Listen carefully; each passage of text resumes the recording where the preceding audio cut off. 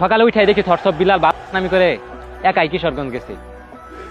তোর সাহস দেখে মাঝে মাঝে আমি অবাক হয়ে যাই। কিশোরগঞ্জ যাই আই গাড়ি তোটা চল ফোন ফোন ফোন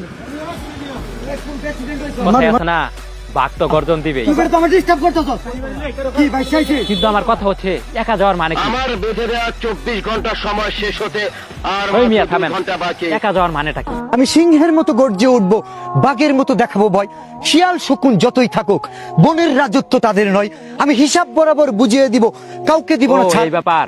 যাই হোক, প্রতিবার কিশোরগঞ্জ ঢোকা মাত্রই এই দুইটা ব্যক্তিকে বিলাল ভাইয়ের পিছনে দেখা যায়, কিন্তু এইবার দেখা যাচ্ছে না।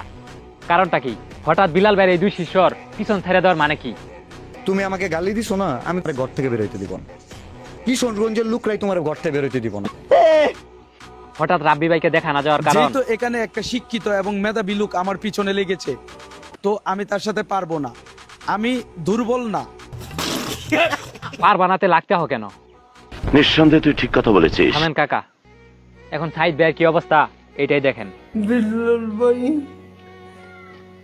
খেলাধুলা জল কখনো খেয়েছেন? রাব্বি ভাই ভাই, তোমার জন্য সব সময় দোয়া থাকবে। দোয়া করি তুমি খুব শীঘ্রই সুস্থ হয়ে ফিরো। আমি কারো কাছে কিছু বলতে পারি না, অনেকে আমাদের বাটবার বলে। সত্যি রুগীটাকে নিয়ে কি একটা বিশৃঙ্খলা অনলাইনে, একে অপরের সাথে খোঁচাখুচি। রুগীটারও তো একটা জীবন আছে, একটা মান সম্মান আছে। মানসি আপনারা এত টাকা উঠাই দিছেন, তাই বলে তারা নিয়ে এত কিছু।